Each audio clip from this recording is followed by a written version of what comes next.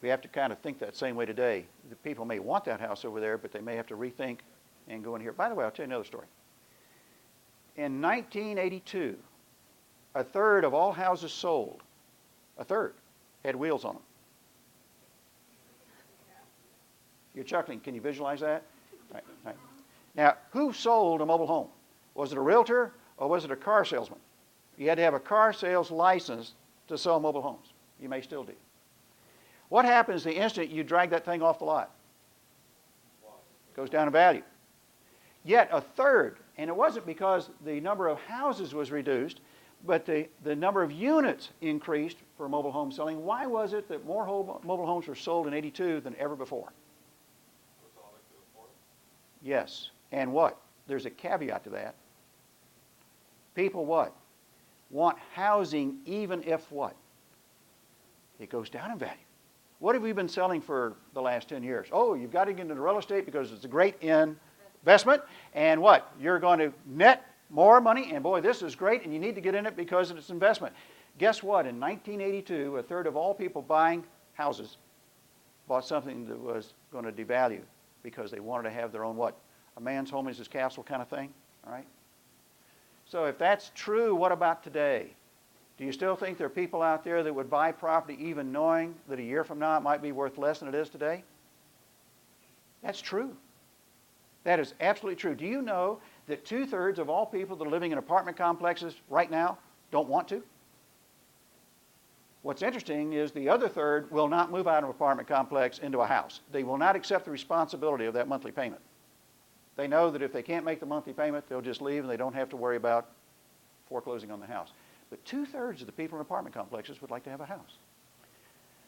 So, and you've read the rest of this. Unemployment's at 7.4. By the way, this is an interesting one here. Property values outside of foreclosures have stabilized. Do y'all believe that? Public doesn't. What was in USA Today? Boy, it just stuck out.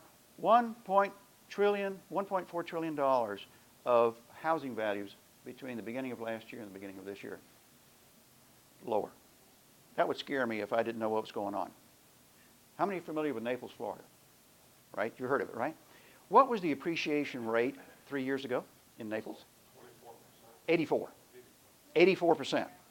84% in 1 year. That means if you bought a $300,000 house 2 years before that, that year you have doubled. Because the previous year was pretty high, that year it shot up. Now that's an artificial appreciation rate. Would you agree? Do you remember what happened in Houston back in the early 90s when the oil thing went upside down for them? People leaving keys in the mailbox, and the reason is at that time they were adding 25% to the value of the house every year automatically, and the appraisers were going along with it. Do you all remember that? And then they went in and found out when the oil market had a softening that when they went back and looked at the real value of the house was here. The artificial value of the house was what? Here. And Houston had to go through that readjustment. Well, there's some people that got caught in the middle. So they just left their keys in the mailbox, walked away from it. We have some artificial appreciation in America that's being weeded out. Don't let that scare you. Real property values are still hanging in there. It's the artificial property values that are being adjusted. So I want you to, when you see that number, don't say, oh, that's negative. It's not. It's okay. All right.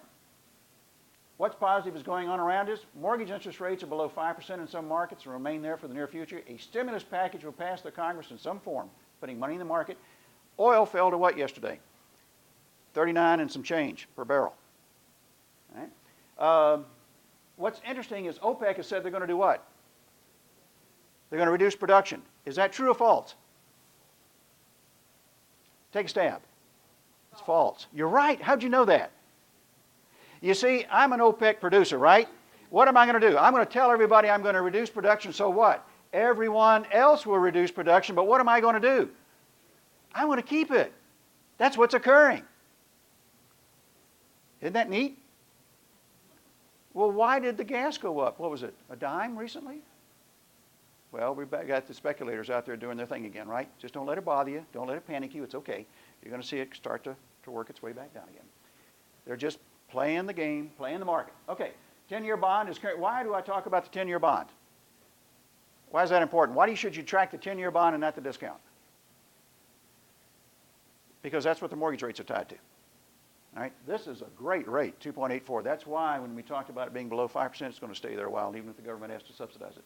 In January 12th issue of Business Week, inventory of houses is shrinking and demand for housing is up.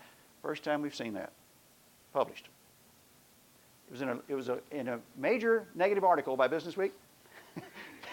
There was this one little line. Business Week? Oh, nationwide on that? Let me go back and look.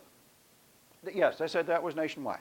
Now, some markets no, but overall, yes. Overall, yes. What is positive going on around us again? The National Association of Home Builders said that new permits will fall below last year's numbers. Estimates of new construction nationwide will be 300,000 plus range. Well, you would think that'd be bad news, wouldn't you? Actually, that's good news. Why? Because there's less what? Inventory for us to compete against, which I think is wonderful. Now, what if you're working with a builder-developer? That's good news. Because what? That builder-developer has less what? Competition. Even though that put out, oh my gosh, less new construction, actually that's a plus for us. I'm excited about that. That's neat. Now this is a wonderful number. $12 trillion in cash, both corporate and personal, is sitting on the sidelines. 12 trillion. It's waiting to re-enter both the stock market and the real estate market. The money on the sidelines is earning almost what? Zero. What can you get for a CD today? If you're lucky, 2 something? Yeah, I heard 2s, right? What's your checking account getting right now? Have you looked? I can't remember how small that number is. It's 0.0 something or other. It's minuscule. And it's waiting on the sidelines. It wants to come back in the market. What's occurring right now is what we call the hidden cities concept. Are you all familiar with that? All right, here's a bunch of people that want to buy and sell. They're out there. It's a huge bunch. Something occurs in the marketplace that causes them to shift over, and there's a bar right here. And this bar says, I'm willing to buy and sell, or I'm not. There's the bar. If they're on this side of the bar, they're willing to buy and sell. If they're on this side of the bar, they're not. The Hidden Cities group has moved. Those that are willing to buy and sell has moved over here. Same number. Same number. They're just here. See, the point of my conversation with you today is there's some of those people in there that need to be communicated with. We can't reach them all, but we can reach some of them, and we can do what? We can move them back over. When this stuff gets stabilized, that chunk is going to come back in the market. Don't know when it's going to be.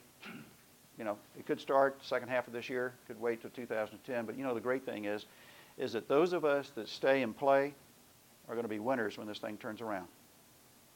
That happened back in the early 80s. Those that stayed and played did extremely well. Those that said, I've got to run and go, they came back in, and after they came back in, it was too late to get back in and catch that wave. There's a wave that's coming. I don't know when it's going to come, but there's a wave that's coming, and if you're there, you're going to catch that wave and ride it in. All right, consumer confidence has ticked up slightly. Wow. That's good news, right? Because if the confidence level goes up, what happens? They begin to invest in all kinds of things. Well, what's going on? Banks are trending away from foreclosures and towards short sales. And that course that we talked about on February 18th talks about why they're doing that. A bank actually nets less on a foreclosure than they do on a short sale. They would rather work with the seller that's struggling and get the house sold for this amount than to take it into foreclosure and try to return it and get this amount. So they'll play on short sales. And they're talking about that in the future, at least in the near term, that about 1/3 of all listings are going to be short sales. Is that a bad number or a good number? If I'm playing and involved in it, that's a good number. That's why we want to get you involved in this. That's why we want to educate you on short sales to where you become the expert, because the banks are not looking for the typical person out there to handle this business. They want the pro. They want the person that knows how to educate the buyer, educate the seller, submit the documents where it'll be accepted, and move that thing out of the way. So that's why that seminar is so important, and please sign up for that. Listen to 1 hour, and then if you can go on and do the webinar training or the web training for 3 hours, and then when we get the lab set up, that's when you get all the documents, all the paperwork, and you can see what Bank of America wants, and you can see what all the other companies want and how they structure it. And it's, you know, when you know how to play, when somebody gives you a rule book on how to play, man, that's great.